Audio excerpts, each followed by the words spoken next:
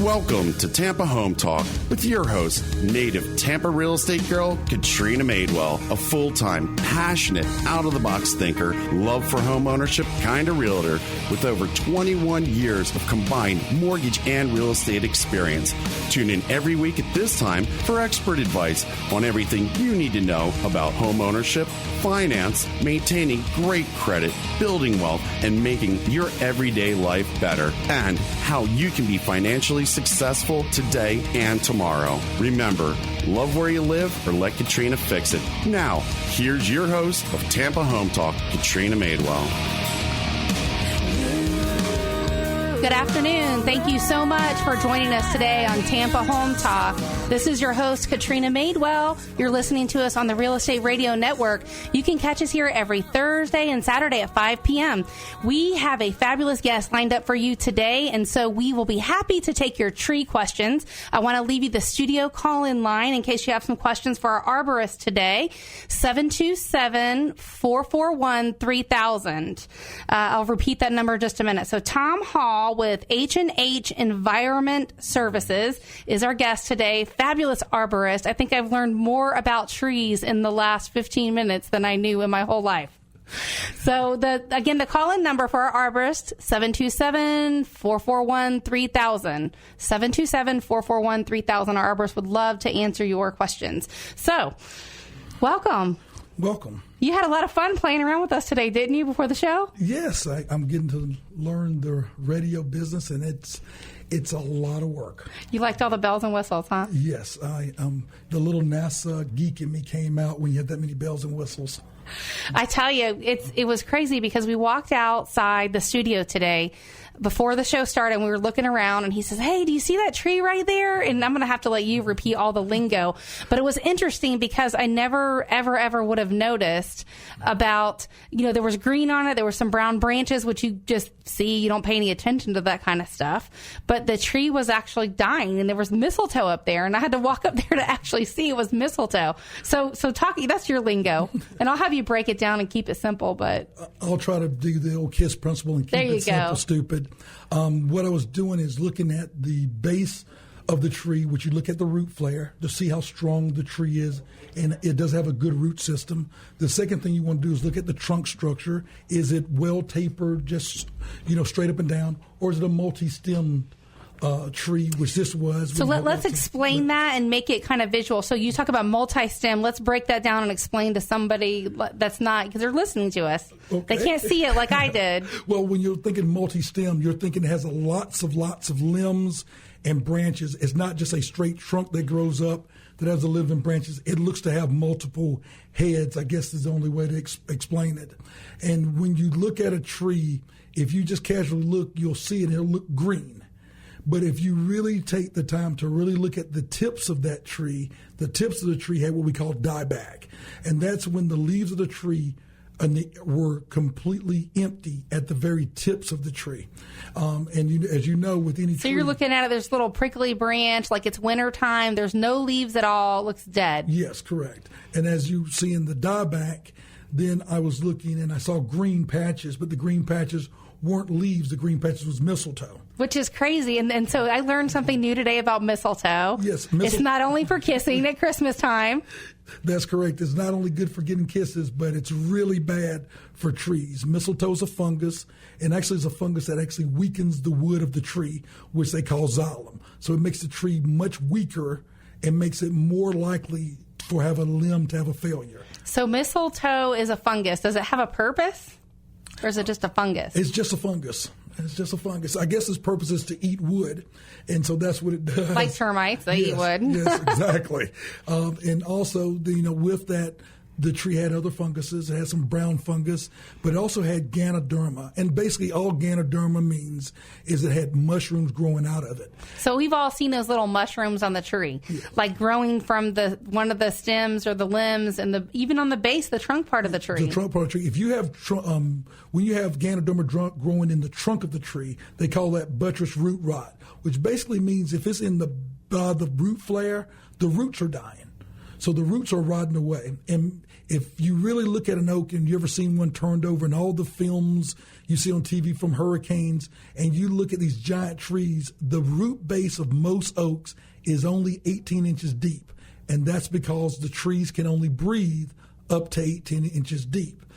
That is so profound. I want you to repeat it again because we are in hurricane season. And just for the person listening, if they're kind of and they're like, dozing out a little bit because it's talk radio, just repeat that because I want them to catch that. The root mass, the deepest it'll be for most 99.9% of the oaks is 18 inches. So that's a little bit longer than a ruler. Yes. And what happens is a lot of people love to put planter beds around big oaks, and they fill it in with dirt and put all these flowers around it because the roots are growing. And what they basically did was took a nice giant pillow and put it over the roots of the tree, and they're suffocating it. So if you did have a beautiful tree and then you built this nice planter bed around the oak and put all this extra dirt in, and now it's looking a little bit peaked, well, you're suffocating it. What? I never even thought about that. And, the last house that we were at, we did have this huge oak tree. Yes. And this oak tree, we actually had those retaining wall stones all the way around it in a circle. And we did plant a flower bed in there. Our house now doesn't have that, but it's just interesting. When you do that, you just have to make sure you don't put any more dirt in. You could put those and try to create a nice flower bed, but if you put dirt, extra dirt in, what you're going to end up doing is actually having the roots not be able to breathe, and then they die, and then the tree falls over. So, you're an arborist, so I'm sure you're familiar with the plant. I just might not have it right because we have all these crazy nicknames in my family for plants. It's not really the real name. But that same tree had a night blooming cereus, like a cactus, and it would bloom this white flower at night. It was gorgeous. Wow. But I was just curious if it had any impact on the tree or if it bothered it. They're kind of they seem like they're air cactuses almost. They climb. Well, air plants don't really bother trees. And there's some misconceptions out there. Moss by itself, moss does not damage the tree because moss that's a great one. It's not a parasite. I tell you, Tom, our northern clients that we get that come here from other states, like other northern states, they don't have that Spanish moss, the gray stuff that's just hanging from the trees. And they look at it and they go, oh, it's so beautiful. It's like gone with the wind. Look at all that moss. So I'm glad that you're talking about the Spanish moss because I get this question and this type of stuff all the time. So let's talk about that Spanish moss and how it affects the tree. Well, Spanish moss doesn't affect the tree because it's an air plant. It just is there. And it doesn't take nutrients from the tree. But what happens is Spanish moss, when you get a lot of it, is weighty when it's wet. So when you have a tree that has been built by God for so many pounds it can take, and then all this Spanish moss gets on and gets wet, it puts too much weight on the structure and the tree breaks apart.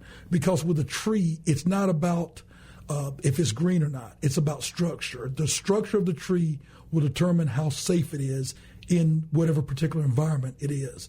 So if you have it right over your home or children's play area, the safer, it's not going to be as safe when you have that much moss on it because the moss can get heavy and cause limbs to break. So that's the main thing is the extra weight that it causes, and then when it's wet, it probably quadruples that rate. Yes, it does. That weight. Live oaks weigh approximately 62 pounds for every square foot of wood. So 1 by 1 by 1 is 62 pounds. Wow. A water oak or a laurel oak is 52 to 54 pounds for every square foot of wood. So when you take that dry, it rains heavy for 4 or 5 days, that weight doubles, and then the weight from the moss is now quadrupled in its weight. Now you have, instances where you have what they call lead failures. When you see on TV, they say the tree fell in the house. Normally you look and you see the tree still standing. It's just a big giant limb. That limb is called a lead, L-E-A-D. So it just causes a lead failure. It gets too much weight for it. It's too long, and long means heavy. Heavy, moss, weight, water, breaks. Mm-hmm. So you always want to, when you prune a tree correctly, you have to take weight off the tree, not just take the green leaves off. A guy runs around the tree real quick and you go, wow, that looks great. 2 months later, did they do anything? Well, they didn't take any weight off the tree. And for hurricane season, you want to prune the tree to remove weight off the tree to make it safer. But you also want to prune it correctly because you have to keep a tree balanced for the same reason we just talked about. Right. Root system's only 18 inches deep. If If you take all the weight off one side, well, the likelihood of it going the other way because it has no weight, no root structure to support it is, very, very probable. So people think probably, and it would seem like it would make sense, but it's just not so from what you're saying. Mm-hmm. You're cutting one whole side of the tree, and the tree's just, growing to the left or whichever direction. So at this point, you're looking at it going, oh, yeah, it's going to go this way. But you're saying the one with no limbs is actually weaker because you're killing the root system. Yeah, once you take those the weight off this one side, you're making those 18 inches deep roots try to keep that tree in the ground when it's wet. And since all the weight is going one way, it's just going to pull right out of the ground, and that's when you have your trees topple over during storms because they're unbalanced. It's amazing. We were outside looking at the trees, and this is from somebody that's not an arborist, that doesn't know near what I couldn't even probably tell you what kind of oak tree it is, right? But it's interesting because a few of the things you pointed out, I noticed that there's differences in the tree. Like you see little dark lines, like I think you mentioned where it had been cut or where it had been split. Yes, when you have a tree growing, some trees, especially the ones that we're talking about, especially your laurels and water oaks, when you're looking at them, jacarandas, they have a lot of what they call co-dominant attachments. And all a co-dominant attachment is if you put a handshake to your mother or father, you have two different DNAs, and the handshake is the attachment the tree has. It's not one piece of wood. It's multiple pieces of wood growing together. Right. So when you have a handshake holding up a limb that gets a lot of water in it, the handshake, if there's rot or decay or mistletoe or any of the funguses, makes that handshake weaker. That's when you have limbs breaking and falling. And we're going to talk some more about decay and the ants that we saw on the tree. We're going to talk about tree houses and a whole bunch of stuff that homeowners are going to want to talk about. You're listening to Tampa Home Talk. I'm your host, Katrina Madewell. We're going to dive into our Credit Crunch segment next. And we have joining us Lori Zook, hosts a show here also at Tan Talk at 11 p.m. tonight on Thursdays.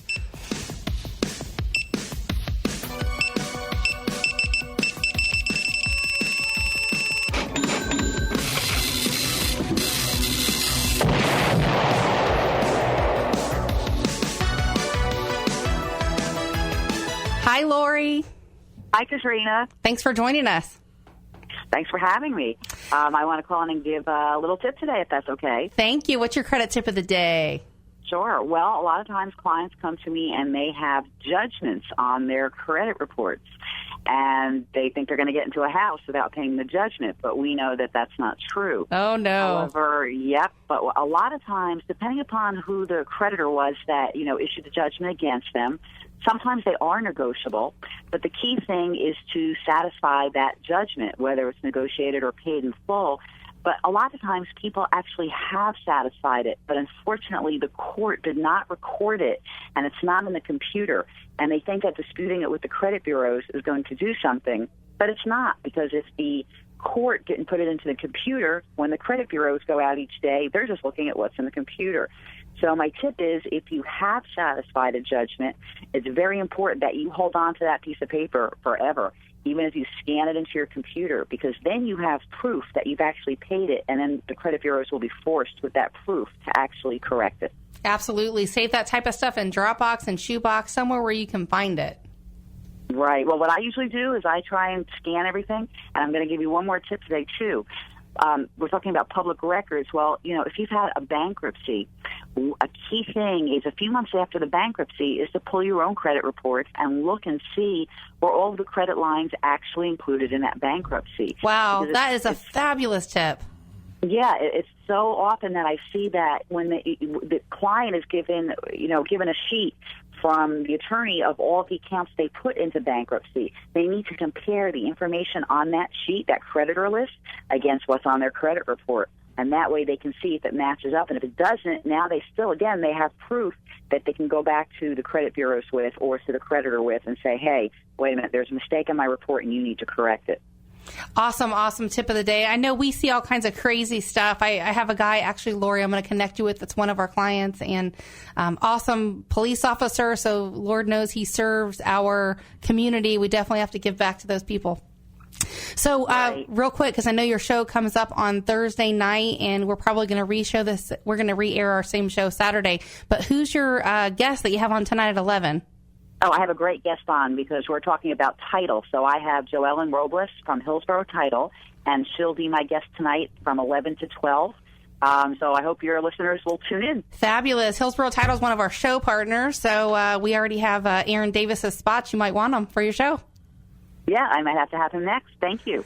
Awesome. So we'll be back in just a minute. You're listening to Tampa Home Talk on the Real Estate Radio Network. Be back in just a minute.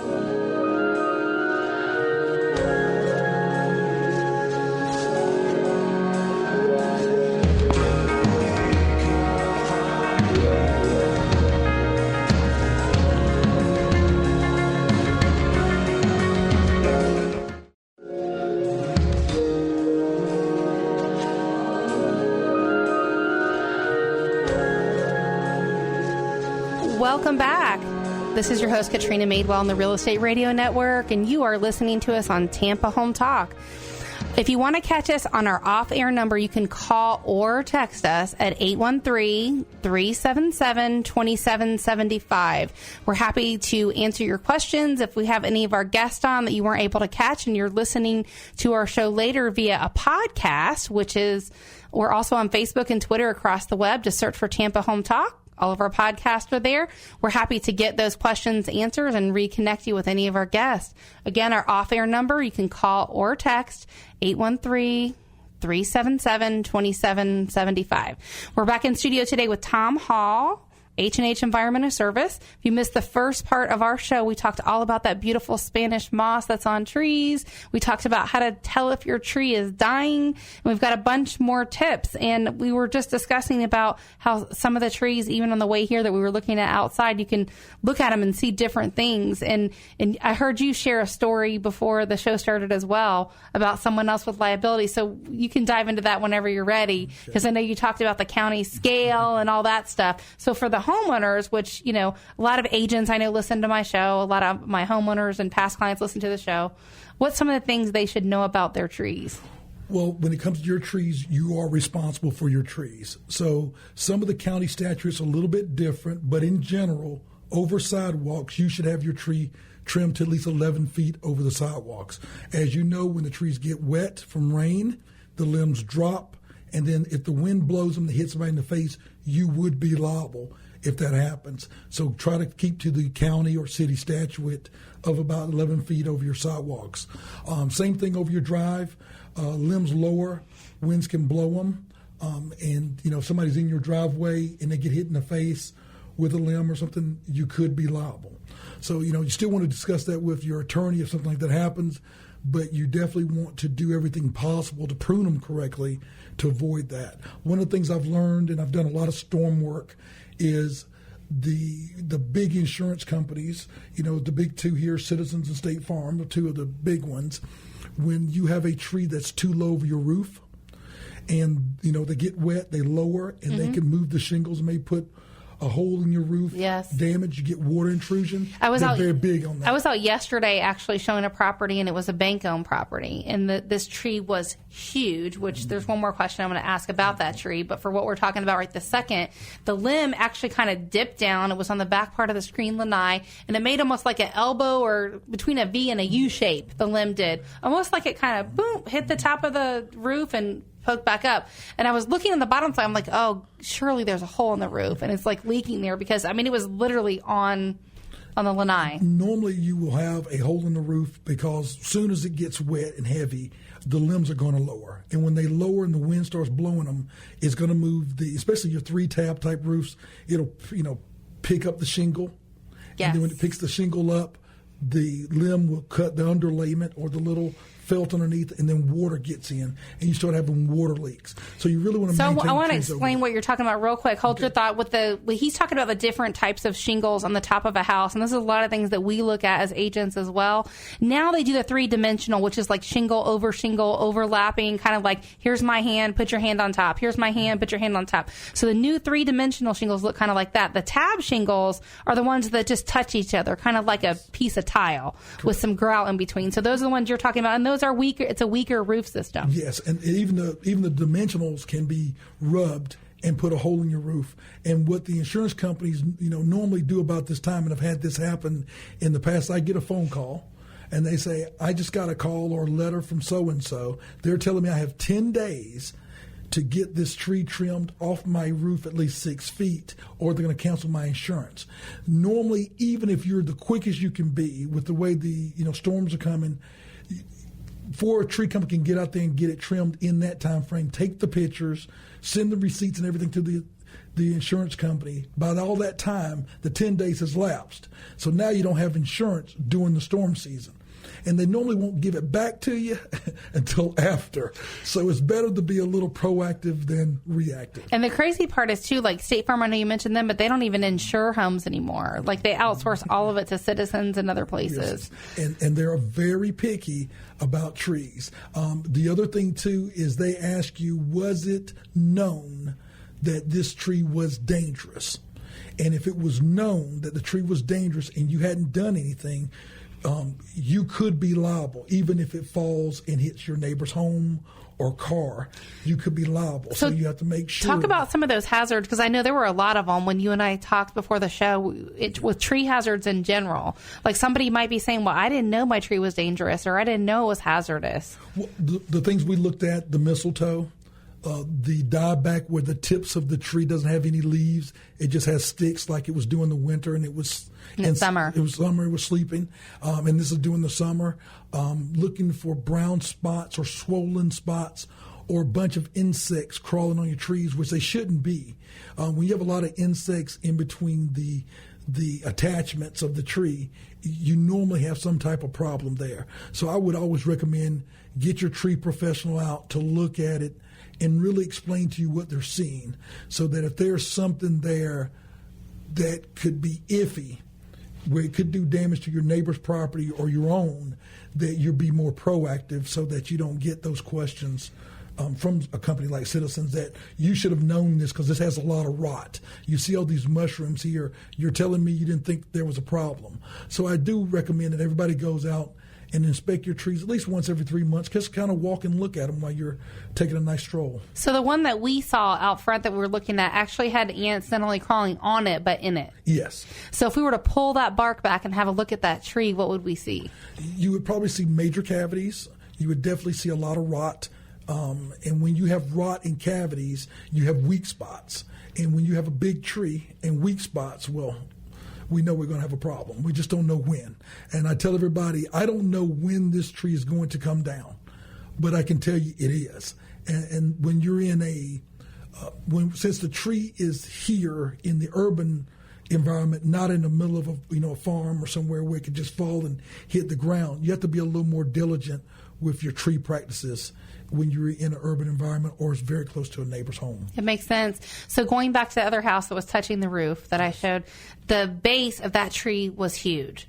And so anybody that has ever had this issue knows exactly what I'm talking about. But those roots start climbing, especially if they're planted too close to the house, right? Like they did back in the day. They would plant a house right by the tree for the shade, right? Yes, they would. But what they didn't realize is that those roots are actually growing under the house. They're getting into your plumbing. They can get into your septic system. We see that stuff a lot. So let's talk about that scenario and some of the stuff that you see in the field, like, and requirements, because you have to have a permit to take that tree out. Yes, you have to have a permit. And if you what they call root prune or cutting the roots, if you overdo that, you can also make the tree weak to make it more dangerous to fall. So you really want to be careful of how much roots you trim back or where you cut them.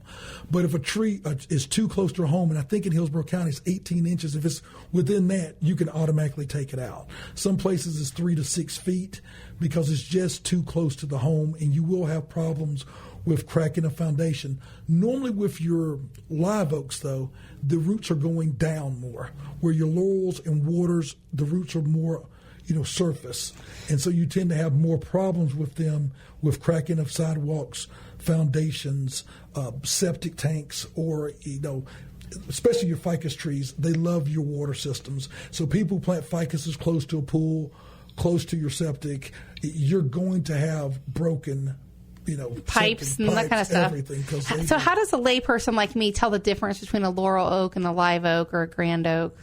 Can we, or is that an arborist question? Well, actually, you can. The difference is in the bark. A live oak bark is really rough. So like rough skin like an alligator. It's got the really rough bumps all over it. Where a laurel oak is more slick. It's more sleek. Normally kind of grayish looking color when they can be. Your water oaks and your laurels are in the same. Your turkey oaks are real easy because the leaves look like turkey foot. So those are really kind of simple to find. And your background is super interesting. I find it amazing because I know that you said you kind of stumbled into it. But an arborist is like a tree doctor. That was the analogy, and I thought that's so perfect. You're the tree doctor.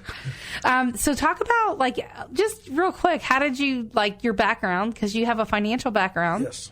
And now you're an arborist. So just share on that, because you come from that side where you understand a little bit more about liability than maybe the normal arborist might. Well, my background is very financial. I started off at Merrill Lynch. And I went from Merrill Lynch to Dun & Bradstreet. So my background is more in the financial services, stocks, bonds, business credit, those types of things. So everything I learned was risk assessment, risk. Especially at Merrill, they didn't like any risk. So, always worrying about risk. And now I happened to bump into a friend who needed some help with his business.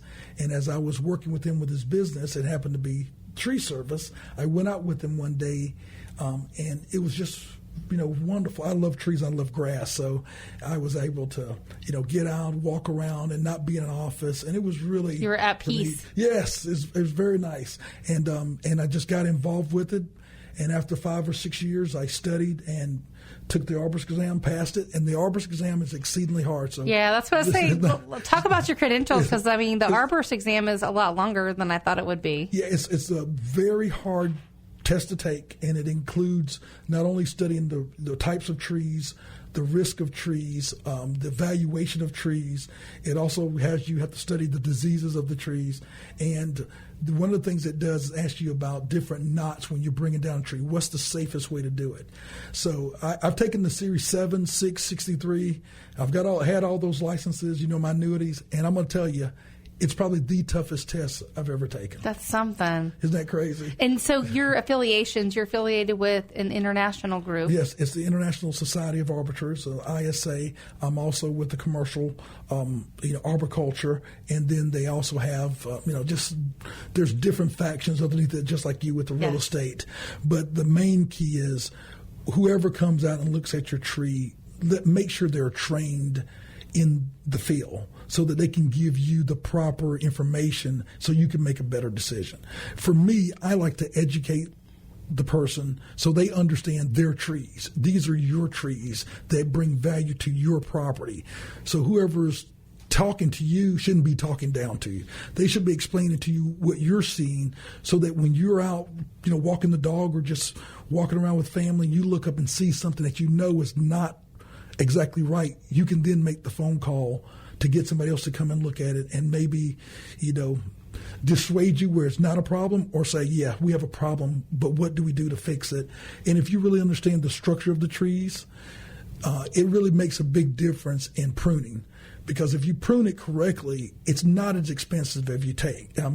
As people think. It's when you do it wrong that you cause more problems that it gets expensive. That makes sense. You're listening to Tampa Home Talk, our studio call-in line. In case you have questions for our guest today, 727-441-3000. Again, you can call in and speak to Tom Hall today, 727-441-3000. This is your host, Katrina Madewell, on Tampa Home Talk. We're going to take a quick break, but we'll be back in just a minute and catch us here every Thursday and Saturday at 5 p.m. We'll be back in a minute.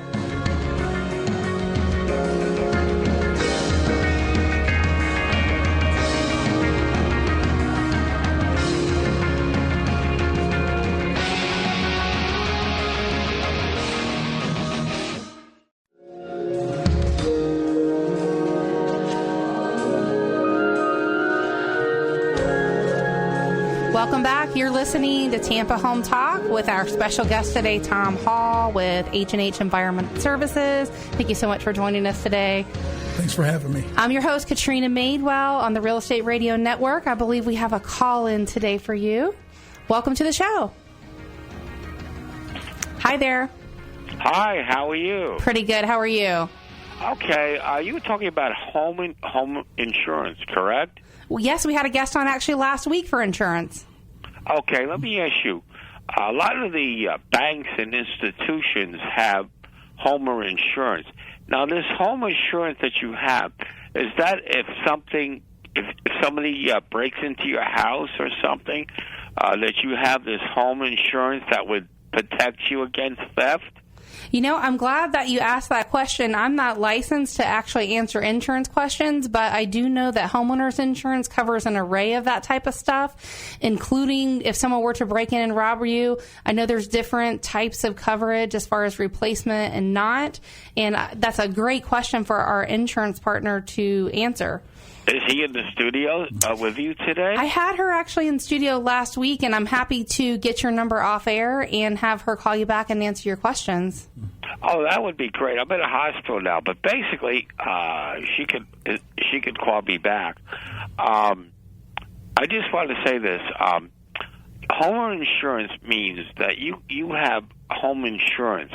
That means in your home, something happens in the home to your home. Let's say there's a hurricane or something.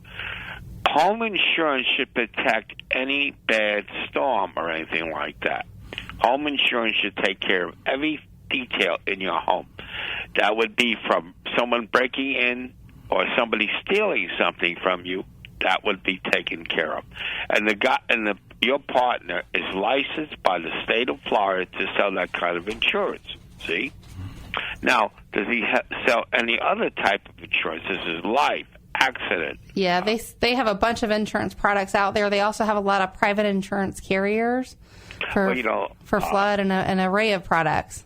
Well, term life is very good. It's very competitive. Now, I want to throw something at you very constructively. Okay. You ever hear of Colonial Penn? It is for people that are over 65 or they have programs. Now, other companies like MetLife and Prudential, they're all competitors, And health insurance is a very, very important thing in our society today as we talk about insurance. Obamacare is an excellent way of buying insurance for people that... you would have made a great call-in last week when our insurance gal was in studio, but we have our arborist in here today. Do you have any questions for him? Oh, yeah. Is he in the studio? He's live here with me today, so ask away if you got those tree questions. He can do it. Okay. Answer somebody. What is his name, and what questions would he be nice enough to answer today? Mr. Tom Hall is with H&H Environment Services, and he knows a lot about trees. I think I learned more in the first 15 minutes than I knew in my whole life. Do you ever think you're selling insurance? You can make a fortune if you sell intangibles, especially for your show when you sell radio advertising. That's an intangible. But me being totally blind, I believe that we could sell every broken dollar down from every walk of life. There are a lot of people. You look at the colleges and you look at the disc jockey schools. Those are the people. You got a tree question for me there, Getty? Yeah. What you got going on? What kind of arborist question you got today?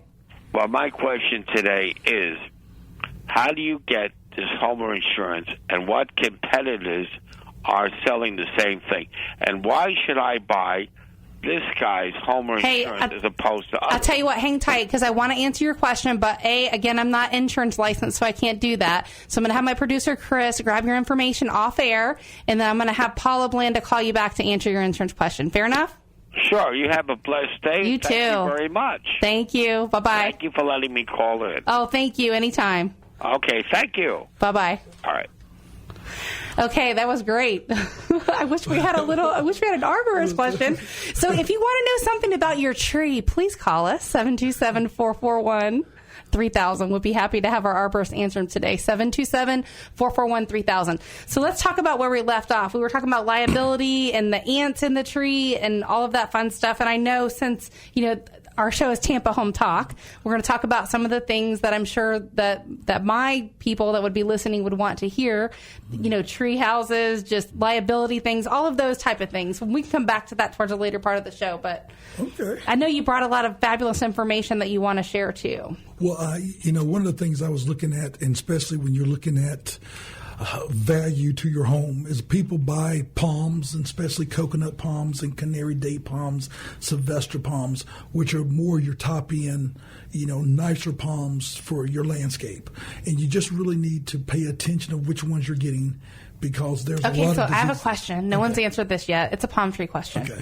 How many different type of palms are they? And I'm sorry, palms are not trees, They're right? not I trees. learned that. Okay. Palms are not That's trees. a habit. Palms. How many type of palms are there? Do you know? Over 2,000. Oh, wow, that many? I was Yes. thinking like 200. Yes, over 2,000. Okay, back to the palms. So if you've got, with that many, nobody knows them all. So I've got a book that I carry, and pretty much every arborist I know carries a book, and they can flip through it and figure out which of your palm, because there's a lot of different types. Are most of those palm species from this area or tropical climates, pretty much? Most of them are imports. So they're invasives, but they're not an invasive bad species. They're not like an Australian pine or Brazilian pepper, which was brought here and now causing havoc to our environment. These are invasives, but they're not bad invasives. Just like oak trees. Not a lot of oak trees are, for this area, they're not the natural tree. I think a lot of people don't think about that, but you raise a good point, because people are from other cultures, and I've had a lot of clients that bring all type of different fruits and trees and different stuff because they're from other countries. Yes. So what happens when you take a plant or a tree from another environment and you bring it to a new one? It's really according to what it is. Like Brazilian pepper is taken over, and even when you cut it down, if you chip it up and put it on the ground, it'll resprout. I mean, it's like almost impossible to kill. It's like the cockroach of trees. You really don't want them. Australian pine. Do they trees serve a purpose? Like, is it a real pepper? I think they serve a purpose just to make your life miserable. Oh, as an arborist, right? There's no good purpose to them. But is it a pepper you can eat or no? They say you can. I have never tried it, but I do know that what they really do is they tear up your home. They'll take over so quickly, and they really are very destructive. We get this question actually a lot, especially in many of these deed-restricted communities. Yes. And a lot of them have a specific plant list. And if they don't have a specific plant list that you can have, they at least have an exclusion plant list. Yes. And they'll talk about some of those invasive type plants and trees and shrubs that just kind of take over. Well, but they put a lot of them there. Carrot woods are not, those are Florida invasives. So as you're naming some of these invasive plants, can you describe what they look like?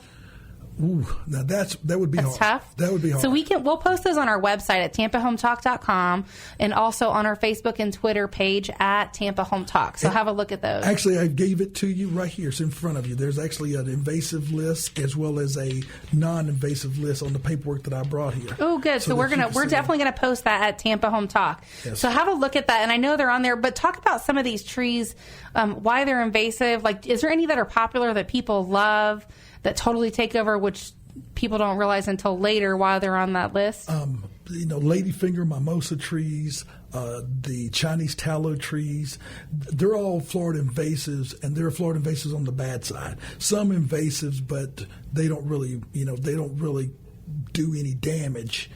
But those are big trees. They grow very quickly, but they're very weak. They drop limbs a lot, lots of fruit, things that can hurt people. So, Florida doesn't really want them, the state planted. It's like mangroves. Mangroves serve a purpose, and that's why they're protected. So the mangrove trees, and there's 3 different types, whites, reds, blacks. And when the mangroves, you have to maintain them at a certain level. You have to actually be a certified mangrove pruner to touch them. Really? If they catch you trimming them without the proper licensing, it's huge fines. So why are those protected? Do you know? They, they hold the soil. They allow for, our wildlife and fowl to grow, especially fish. Use them as protection. You see them a lot in the water areas. And mangroves are normally along your waterways, your more expensive properties. It's good to know the law. If they're already at a certain level, keep them pruned to that level. As long as you keep them at that level, you have no problems. If you let them grow and they get to certain heights, then you can never touch them. So if you have a beautiful waterway and you can see it, don't get lax and let it grow up, because once it gets to a certain level, you can't touch it. Wow. And so your waterway disappears. Yes. So for your properties along the water, it's very mind that you keep in mind of that. Will affect your value for sure if you're in the water. Yeah, no water view is real bad when you live on the water. We actually, when we come back for the last part of our show, we're going to talk a little bit more about trees and how they bring value to your home and just get into some of those details a little bit more. But we have an insurance tip of the day really quick from Paula Blanda. When we had her in studio last week, she left it for us, and I think it's very appropriate for today's show. Okay, so you guys know we're big Dave Ramsey fans. We're on the endorsed local provider list. So some of our clients will opt to self-insure. You know that Dave talks about self-insure. Paula, how does that affect people from a homeowner standpoint for our insurance tip of the day? Sure, we've got a lot of folks that say, if my place burns down, I can rebuild it. I'm pretty well set now. But what do I do? What if the child in my neighborhood falls in my yard and the parents want to sue me? There is a liability-only policy. We have policies for you that are just for liability on your property. They usually come in $300,000, $500,000, up to $1 million increments, and they're very affordable. I actually just wrote one today for a gal, $1 million general liability, and it's only about $500 a year. And she was ecstatic because she's been self-insuring forever, and she didn't even realize that was out there. So there is liability only, very affordable for all you folks out there that want to self-insure, because it's really hard to self-insure against that lawsuit coming your way. Very, very affordable. So another good news of the day for insurance. Excellent insurance tip of the day. Thanks, Paula. You're listening to Tampa Home Talk. This is Katrina Madewell. We have to take a really quick break, but we'll be back again with our arborist Tom Hall with H&H Environment Services. Again, this is Tampa Home Talk on the Real Estate Radio Network. We'll be here every Thursday and Saturday, 5 p.m. If you got any last-minute questions, 727-441-3000. Last chance. Be back in a minute.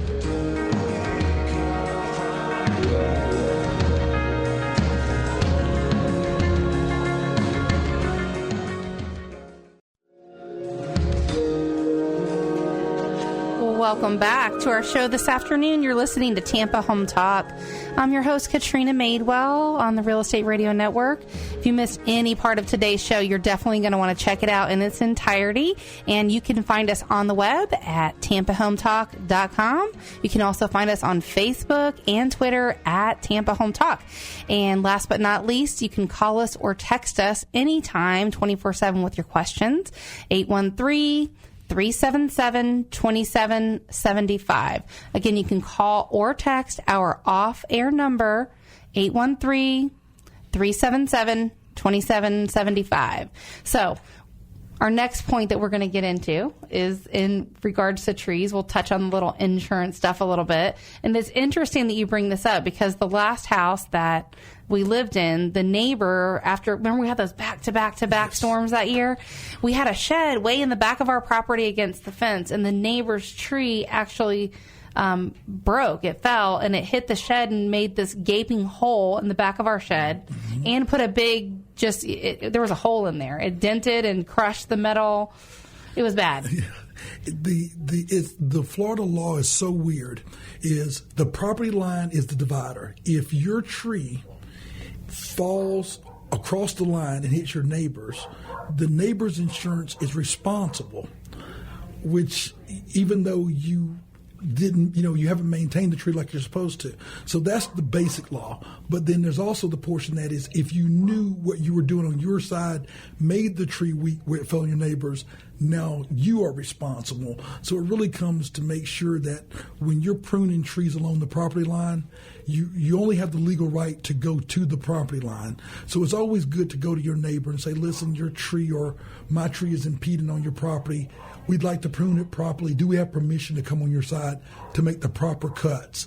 And the reason why I say proper cuts is because trees don't heal. Hardwood trees do not heal. They don't heal. And what I mean by that is when you wound a tree, forever it just kind of encapsulates it, like you would think with a Tupperware bowl where you put food in, you seal the top, and it stays there. But if you come back 2 months later and pop the top, you would see the rot. It'll be wilty and rotty inside. Yes, it will. And that's exactly what happens with the tree. It forms the bark over the wound, but it holds the decay in place because cellular walls form around it and kind of holds all your decay. When you make an improper cut on a hardwood tree, the cellular walls don't form, and decay goes through the tree, making it weaker. So improper pruning, they call them dog ear cuts, where you see the cut kind of sticks out like a dog's ear. Those types of cuts, the tree can't encapsulate, so the decay goes through, making the tree weaker, which could create more problems for in the future, like breaking limbs, falling branches, that type of thing. So let's talk about tree houses, because that's next on the agenda in our house. And I'm sure I have some listeners and past clients that want to know the same thing. So if your kids are just bugging you, Mommy, Daddy, I want a tree house. Let's talk about that. Like, is there, from an arborist point of view? We don't like tree houses because you got to put nails into the tree. So we don't really like it from that standpoint. But if you could build it where you didn't have to put the nails in the tree, if you use straps to go around, the branches or the limbs, then it shouldn't be an issue. But when you put a wound in a tree, since it can't heal. So if there's no nails in the tree, you think about the tree house, and it's got four corners, right? Because it's a house. So two of those sides are just sitting on the tree, and the other two are kind of sticking out from the tree on pedestals. Is that okay? I guess. Do we have the arborist blessing? No, I just don't like holes in trees. But yes, I know some people can do some of the nails, and they try not to do too many wounds. But you don't really want to, like you see the ladders going up the tree where people just put nail at them. That's really bad for the tree. And trees are living organisms that help us recycle the air. So we kind of want to keep them around as long as we can. There was a kid movie about that, right? Not only the bee one, but there was another one about the trees, wasn't there? I know there was. I can't think what it was. Probably was, but I can't remember. Okay, so when I figure that out, I'm going to post it at Tampa Home Talk, TampaHomeTalk.com, also on Facebook and Twitter at Tampa Home Talk. So, those are one of the things I was looking at. The other is, when you're dealing with your palms, which are not trees, but your palms, we have a lot of great palm trees, your canary dates, as we talked about, your coconut palms. There are some new diseases out there. One is called Texas Phoenix palm decline, and the other is called Fusarium wilt. And basically, both of them are pathogens that just break the cellular walls of the tree or the palm apart, and it doesn't allow it to be able to transfer food up and down the palm like it's supposed to. And then the palm gets weak and dies. So if you're seeing... And palms, they can add a lot of intrinsic value to your property. Yes, and especially when you're buying canary dates or coconuts, those palms... a cheap one of those palms is $1,500. So you don't really want to put that palm on your landscape and then not do everything you can to protect it. And there's ways to inoculate them that can help them fight these types of new diseases. Most of the ways that palms get infected is you have bad pruning tools, or somebody comes out to prune your trees and they didn't properly clean the chainsaw that they're going to use to prune it. So you could definitely carry disease from one tree to another. I didn't think about that. You can. A bad, we call them the two drunks in a truck. Yeah. Those guys don't clean their saws. They don't disinfect their I don't saws. think they clean themselves. Not really. But so what they tend to do is they go to somebody who has a dying or infected tree and they trim it or prune it or cut it down. Then they bring that same saw without being disinfected to your home and prune your beautiful, expensive royals or foxtails. And then, months later they're starting to die and you wonder what happened. So what are some of the signs that you could, if your palm was starting to get a disease, that something could be caught early and then cleaned?